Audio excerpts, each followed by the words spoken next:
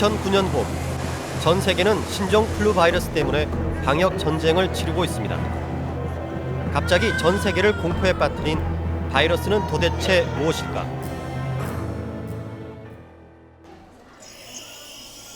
서울의 한 대학병원. 3살배기 예안이가 폐렴으로 나흘째 병원에 입원해 치료를 받고 있습니다. 예안이 부모는 처음엔 단순히 감기로만 생각했습니다. 감기가 좀 많이 걸린 상황인데 그게 길게 가고 난 다음에 일주일 정도는 괜찮아서 약을 안 먹였는데요. 근데 어느 날 갑자기 고열이 나면서 새벽 2시 사이에 기침을 너무너무 심하게 많이 해서 사실 감기 그 자체는 그리 위험하지 않습니다.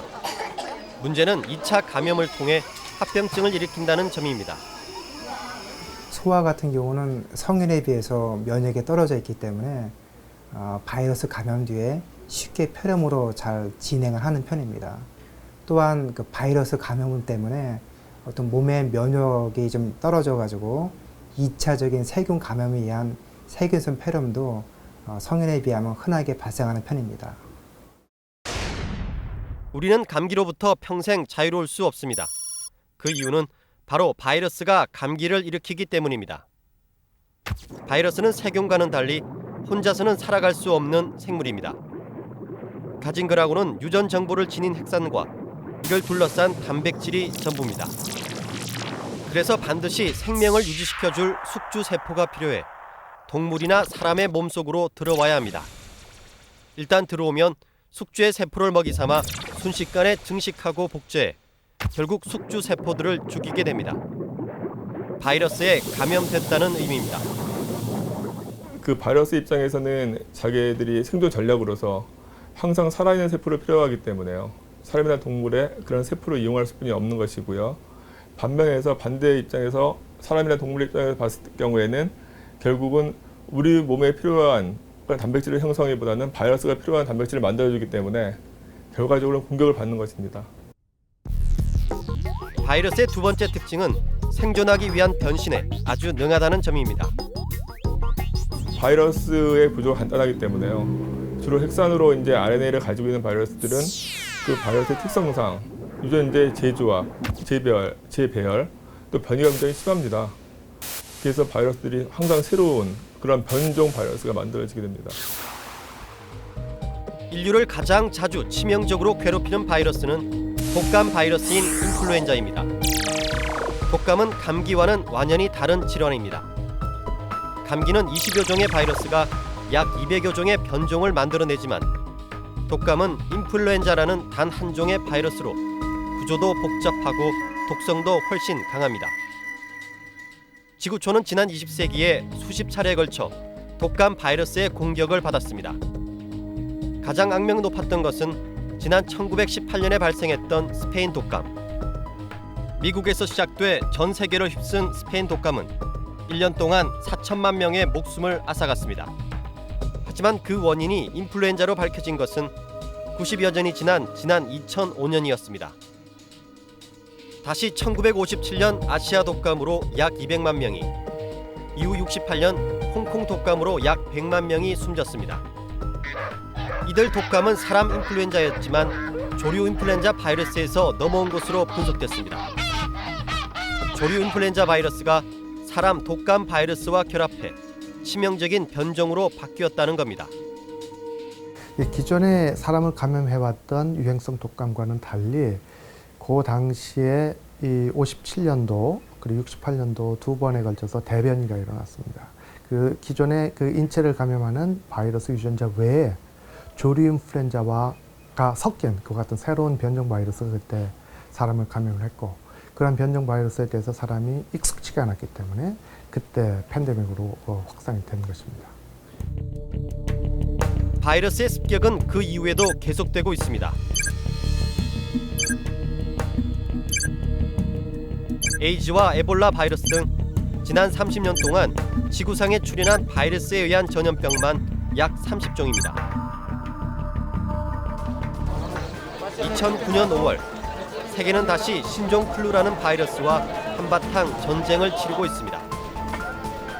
사람 대 사람 간 감염 속도가 빨라 대유행의 전 단계까지 갔지만 독성이 강하지 않아 대유행 판정을 아직 받지 못했습니다. 그러나 안심할 수 없습니다. 바이러스의 변이 가능성 때문입니다. 가장 우려되는 점은 치사율이 60%가 넘는 독성이 강한 조류 인플루엔자와 사람 간의 전염성이 강한 신종플루가 뒤섞이는 경우입니다. 지금 현재 고병원성 조류 인플루엔자, 즉 H5N1이 토착화되어 있는 저개발국, 아프리카나 동남아시아 일부 국가에서는 조류나 아니면 돼지, 개, 닭 이런 걸 마당에서 주로 사육하는 형태입니다. 만약 그런 상태에서 지금 신종 H1N1 인플루엔자 바이러스가 들어간다면 한 마당에서 돼지 인플루엔자 또 조류 인플루엔자 이런 게 막 섞일 위험성이 높습니다. 또 신종플루가 독감 유행철인 겨울에 강력한 변종 바이러스로 다시 나타날 가능성이 높다는 점도 걱정거리입니다. 지난 1918년 스페인 독감 당시 첫 바이러스 유행은 심각하지 않았지만 그해 겨울 다시 나타났을 땐 목숨을 앗아갈 정도로 강력했습니다. 세계보건기구 WHO는 신종플루의 대유행이 현실화할 경우 20억 명이 영향을 받을 수 있다고 분석했습니다. If you look at past pandemics, it would be a reasonable estimate to say perhaps a third of the world's population would get infected with this virus. 따라서 곧 겨울철에 들어가는 지구 남반구의 상황을 예의주시하고 있습니다. 바이러스가 변이를 통해 더욱 강력해진 대표적인 경우가 마르부르크 바이러스입니다. 마르부르크 바이러스가 처음 발견된 것은 지난 67년 독일. 당시에는 치사율이 그리 높지 않았습니다. 그러나 32년 뒤 아프리카 콩고에 다시 나타난 변종 마르부르크 바이러스는 치사율이 90% 이상으로 훨씬 더 치명적인 모습이었습니다.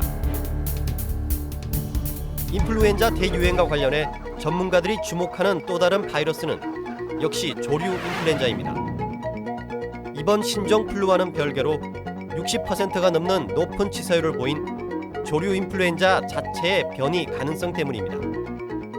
더 중요한 것은 저희가 가장 우려했던 H5N1 조류 독감에 의한 팬데믹의 가능성을 본격적으로 보여주는 일종의 예고편이라고 볼 수가 있습니다.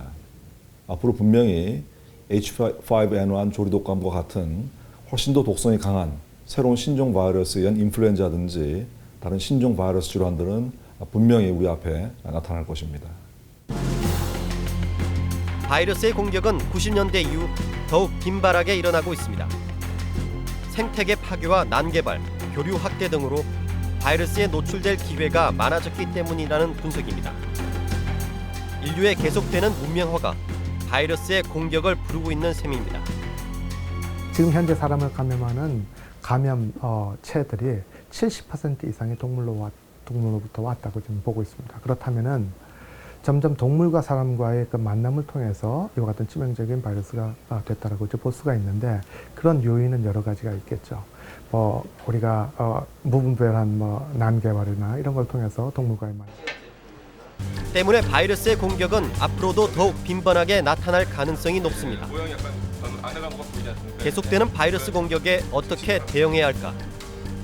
해마다 9월이면 세계보건기구는 예방접종을 위해 다음 해에 유행될 것으로 예측되는 계절형 독감 바이러스를 발표합니다. 독감 바이러스는 인체에 내성이 생기면 이에 맞서는 새로운 변종을 끊임없이 만들어내기 때문에 매년 각 나라마다 새로운 백신 개발에 나서고 있습니다. 계절형 독감이 아닌 신종플루 등 변종 바이러스의 경우에는 백신 개발이 더 힘들어집니다.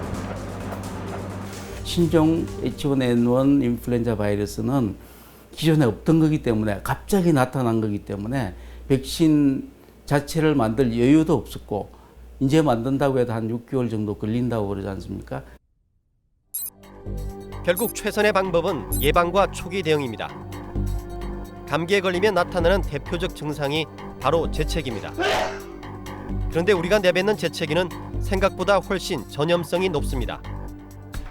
무수하게 작은 입자로 이루어진 재채기의 비말, 즉 침방울 속에는 감기 환자의 바이러스가 숨어 있습니다.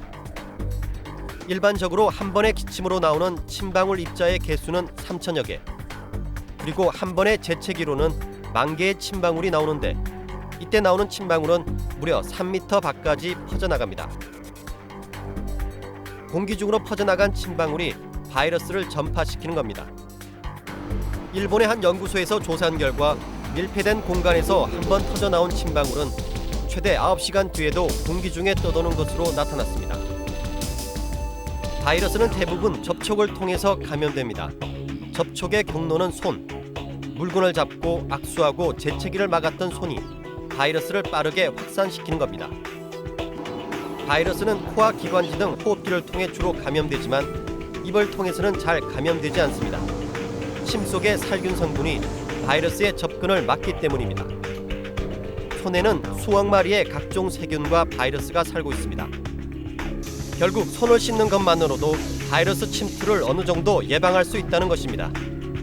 손을 씻은 뒤 얼굴을 만지지 않는 것이 중요합니다. 인류는 수천 년 전부터 바이러스에 시달려왔지만 아직 바이러스에 대해 잘 알지 못합니다. 흔한 감기 바이러스조차 30%는 그 정체가 여전히 베일에 가려져 있습니다. 전 세계가 바이러스와 전쟁을 벌이고 있지만 인간이 바이러스를 정복하는 것은 아마 영원히 불가능한 일일지 모릅니다.